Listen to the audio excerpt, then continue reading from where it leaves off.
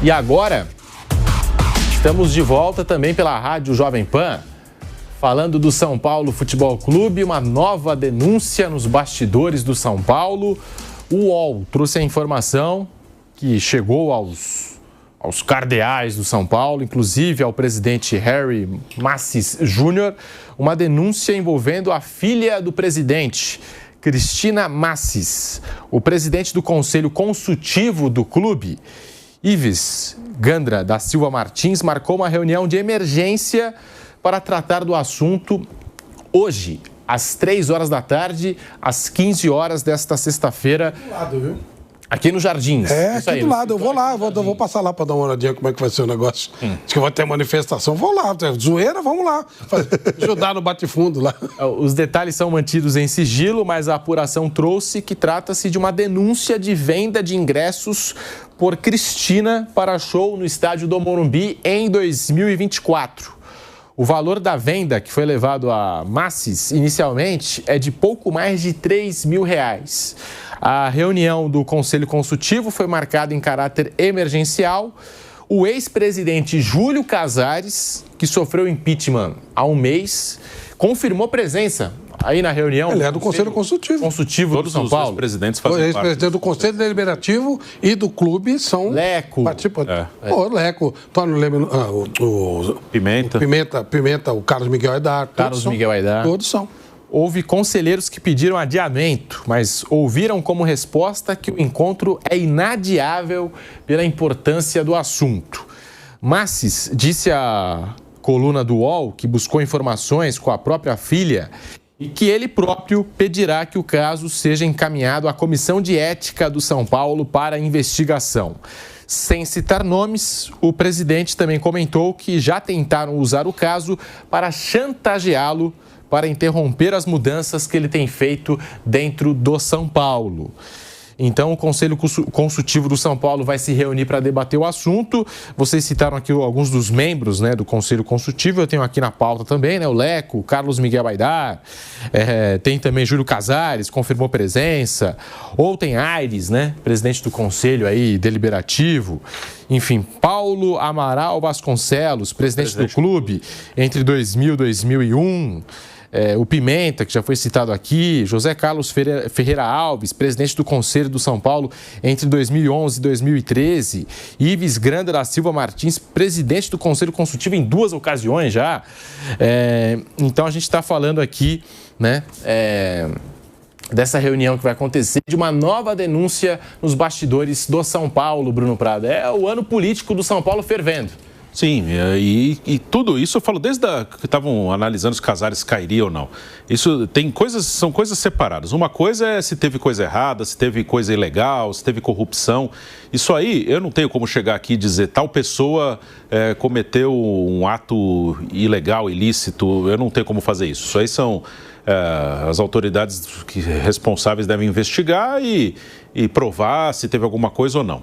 Isso é uma coisa. E tem acusação contra pessoas ligadas ao Casares, agora tem essa aí falando da filha do atual presidente. Eu não sei se alguém fez coisa errada ou não, a gente passa as informações e aí os órgãos responsáveis investigam. Outra coisa é a política, que são coisas que andam juntas, mas elas têm tempos diferentes. Eu até falei isso quando o Casares caiu. Ainda não tem nenhuma prova de que o Casares fez algo errado. São coisas que estão sendo investigadas. Aí, até agora, ele não foi declarado culpado por nada. Eram pessoas ligadas a ele. É o mesmo caso do seu Aires. Não é ele, é alguém ligado a ele. Não tem nenhuma prova ainda, assim, ou condenação em relação a Mara Casares, ao Douglas Schwartzman. Eles estão sendo investigados. Mas o tempo da política, ele é diferente. E esse ano tem eleição no São Paulo. Então, se o Casares fica até o final das investigações, provavelmente ele ficaria até o final do mandato, provavelmente articularia um sucessor.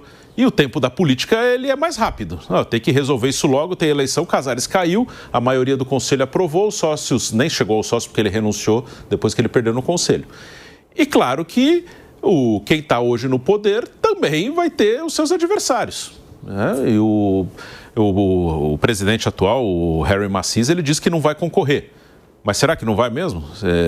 Uma coisa é quando você está no poder, que estar no poder deve ser bem legal, porque as pessoas brigam para dar o poder. Vai saber, o cara está no poder, agora por que não continuar? Se o ano for bom para o São Paulo no campo, por que não continuar? Que aí você também é elogiado, mexe com o ego das pessoas, isso pode acontecer. E tem outras pessoas que querem ser candidatas, chegar ao poder antes ou depois, ou ter a imagem do atual presidente arranhada. Pode ser interessante politicamente. Então, os movimentos que estão acontecendo, eles têm muito a ver com a política. O que não quer dizer que ninguém tenha feito coisa errada lá. Pode ser que tenham feito coisa errada e isso aí a gente vai saber daqui a pouco, daqui a alguns meses, anos, sei lá. E eu não tenho como acusar ninguém de nada aqui, a gente dá as informações. Mas todos esses movimentos, desde da queda do Casares, agora também uma denúncia que envolve a filha do atual presidente, tem tudo a ver com a política do clube, uma disputa política. No fim do ano tem eleição, quem for eleito vai ser presidente por 3 anos. O Massis ele tem um mandato só de 1 ano. Então, a política, ela segue muito agitada no São Paulo. Aí o que vai dar, a gente vai ver daqui para frente. Quem tem força, quem não tem. O Casares, há meses, tinha apoio do mesmo conselho que o tirou. O mesmo conselho que tirou o Casares aprovava as contas, aprovava o orçamento, o elegeu, mudou o estatuto para poder reeleger e reelegeu como candidato único. Então, era o mesmo conselho que depois tirou o Casares. E lá no clube, como em qualquer instituição política, e o clube de futebol ele é político, todo mundo tem o seu interesse, todo mundo quer chegar ao poder. E isso vai continuar acontecendo. Denúncia, briga, disputa, independente das investigações que possam acontecer fora, da parte ali criminal, enfim, na política vai continuar uma disputa por poder. Segue uma disputa muito aberta no ano eleitoral. Flávio Prado, tá aí. Você que vai acompanhar até o Conselho... Vou lá. Essa reunião aí do Conselho Consultivo Vou lá. do São Paulo. Vou levar um bumbo, fica bum. É mais uma denúncia que cai aí como uma bomba dentro do clube, que aí tem reunião em caráter emergencial e que vai movimentar aí os próximos dias dentro da política, dentro do clube do São Paulo, Flávio. Eu falo tanto aqui, né, que, nossa, já foi grande, já passou. O seu Porfírio da Paz foi um gênio quando escreveu As Suas Glórias Vêm do Passado, no hino. O seu Porfírio ficou pobre porque botou todo o dinheiro da família dele no São Paulo. E aí a casa dele foi penhorada para pagar a dívida do São Paulo. E aí ele, dentro da casinha lá, no quartinho dele, escreveu o hino do São Paulo, saiu chorando e a família toda metendo o dedo na cara dele. Tempos diferentes, né? Como as coisas mudaram, né? Como o senhor Arnaldo Ruick também foi um importante conselheiro, botar muito dinheiro no São Paulo e tal.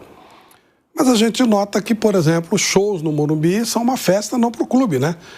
Aí quando fala, o São Paulo vai jogar fora, tem show e tal, é bom para o clube. Pelo jeito tem bastante gente que tira proveito disso. E a tal história, quando você mexe, é difícil, né? Porque acho que os telhados são bem divididos lá, sei lá. Pelo jeito é uma prática bem normal, que eu não sei se chega a ser desonesto, como o Bruno falou, não sei como é que a coisa é tratada, Agora, uma coisa que eu queria saber, por que ninguém fala sobre repasse de ingresso para a torcida uniformizada? Por que não se fala sobre isso? A torcida uniformizada recebe uma cota enorme de ingressos e revende por um valor enorme.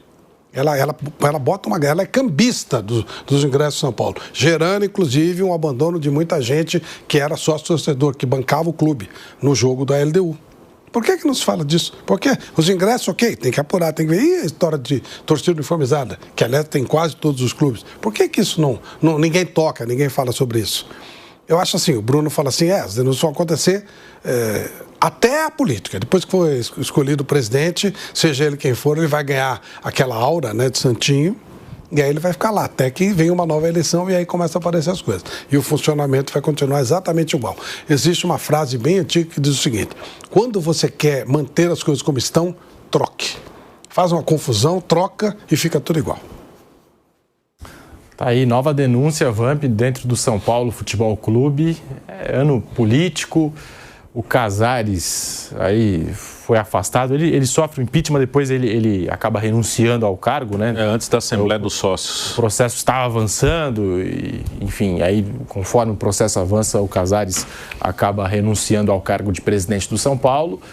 Harry Massis entra para assumir o São Paulo, vice do Casares, e agora essa denúncia é contra a filha do Harry Massis, presidente do São Paulo, atual presidente do São Paulo Futebol Clube. Vamos. Não, achei que quando você abriu aí a nova denúncia, achei que ia ser negócio de... Pensou que era outra coisa até, né? Não, achei que você falou 3 mil reais, pô, devolve os 3 mil, pronto, foi isso. Você abriu falando 3 mil, não foi? Isso, do esquema de venda que está sendo... 10 mil. Que tá sendo aí Mas aí é a ideia, né? Não pode vender. Sabe aquela história? Você não pode vender, eu também não posso. Eu sei, mas o valor aí... Não, eu concordo com você, mas é a tese. Eu sei. Teoricamente, se você fez uma coisa que gerou um prejuízo para o clube de 10 mil ou de 1 milhão, é a mesma coisa que 3. É a tese, não pode, o clube não pode ser lesado. Aí vai passar um pano, vai estar tudo tranquilo. O time tá Acho ganhando. que depois da eleição vai ficar tudo por isso mesmo. A justiça também vai ficando mais lenta e tal, vai ficando para lá. Depois que aquele caso Português e Fluminense, aquela vergonha histórica, não deu em nada, eu não acredito em coisa nenhuma no futebol. E aí a gente tem os jogos agora do Campeonato Paulista, né? Amanhã jogam São Paulo e Palmeiras pelas quartas de final. A gente vai ter, então, o Palmeiras contra o Capivariano na Arena Barueri, jogo com a transmissão da Jovem Pan. José Manuel de Barros transmite esse jogo, é às 8h30. E o São Paulo é às 18h30, né? Jogo do São Paulo. Sim. 18h30, o São Paulo aí nas Bragantino e São quartas Paulo. de final.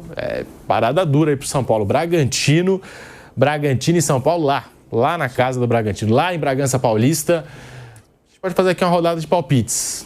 Bragantino e São Paulo, Flávio, começando por você. Bragantino.